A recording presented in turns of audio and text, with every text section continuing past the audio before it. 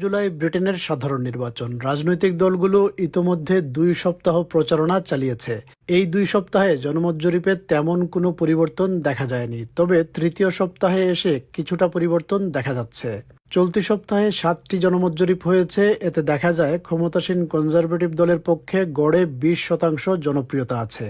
নির্বাচনের প্রচারণা শুরুর সময় থেকে ক্ষমতাসীনদের এই জনপ্রিয়তা 4% কমেছে।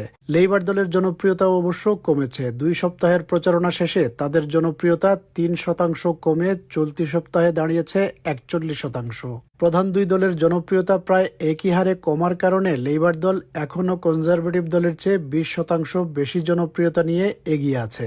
কিন্তু জনপ্রিয়তায় অস্বাভাবিকভাবে এগিয়ে গেছে নাইজেল ফারাজের রিফর্ম ইউকে। প্রচারণা শুরুর পর থেকে এই দলের জনপ্রিয়তা 5% বৃদ্ধি পেয়ে চলতি সপ্তাহে 16% দাঁড়িয়েছে। তবে সবচেয়ে বেশি আলোচিত হচ্ছে ইউগোবের একটি জরিপের ফলাফল। 2200 বয়স্ক মানুষের মধ্যে পরিচালিত জরিপে কনজারভেটিভ দলের চেয়ে 1% এগিয়ে আছে রিফর্ম ইউকে। কনজারভেটিভ দলের জনপ্রিয়তা 18% আর রিফর্ম ইউকের 19%। এ কারণে বেশ চাঙা রিফর্ম ইউকের নেতা নাইজেল ফারাজ। তিনি এখন নিজেকে বিরোধী দলের নেতা হিসেবে স্বপ্ন দেখছেন। The election is over. Who is going to be the opposition voice to Labour in the House of Commons and in the country? Are you dreaming of the moment of being the leader of the opposition, standing there at the dispatch box, potentially throwing questions at a Prime Minister Starmer if he wins? I'd be very, very happy if somebody younger, better than me comes along. But right at the minute, I do see myself as being that person. Yes, I do. কিন্তু নির্বাচন বিশেষজ্ঞরা বলছেন Nigel ফারাজের বিরোধী দলীয় নেতা হওয়ার সম্ভাবনা নেই বললেই চলে। কিন্তু জনমত জরিপের ফলাফল অবশ্যই কনজারভেটিভ দলের জন্য মাথা ব্যথার কারণ। At the moment, at least, none of the other pollsters show reform ahead of the Conservatives. Some of them show them not very far behind. And indeed, not every poll that's come out in the last few days has actually identified any increase in reform support at all. So we need to be careful about just focusing on the one poll. প্রধানমন্ত্রী ঋষি Sunak শুক্রবার প্রধানমন্ত্রীর দায়িত্ব পালনে ব্যস্ত ছিলেন। ইতালিতে বিশ্ব নেতাদের সাথে সাক্ষাৎ করেন তিনি।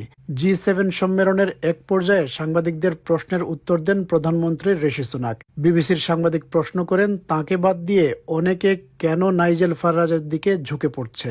প্রধানমন্ত্রী উত্তরে বললেন, নাইজেল ফারাজকে ভোট দেওয়ার মানেই হলো কিয়ার স্টারমারকে ব্ল্যাঙ্ক চেক দিয়ে ক্ষমতায় আনা। Why do you think so many are turning to Nigel Farage instead of you? I think we're only halfway through this campaign, and the Conservative Party and me are going to fight for every single vote until the last day. And what I would say is, if that poll and all these things were replicated on election day, what that would be is handing a blank check to Keir Starmer. তবে reform UK এবং এই দলের নেতা Nigel ফারাজকে নিয়ে labour দলেরও মতামত আছে। তারা বলছে, বড় দায়িত্ব পালনের অভিজ্ঞতা নেই নাইজেল ফারাজের। দেশের মানুষ পরিবর্তন চাইলে লেবার পার্টিকেই ভোট দেওয়া উচিত। One thing I'd say to people about Nigel Farage is that he's never been tested on actually delivering on the change he campaigns for. He's never had that responsibility. If people want to see change in our country, change they can believe in, change the country can afford, the only way to deliver that change is by voting for Labour on July the 4th. এর আগেও নির্বাচনে একাধিকবার Nigel Faraz অনেক গর্জন করেছিলেন, কিন্তু গর্জনের তুলনায় বর্ষণ তেমন একটা হয়নি। প্রশ্ন হলো, এবার কি অন্যরকম দৃশ্য দেখা যাবে?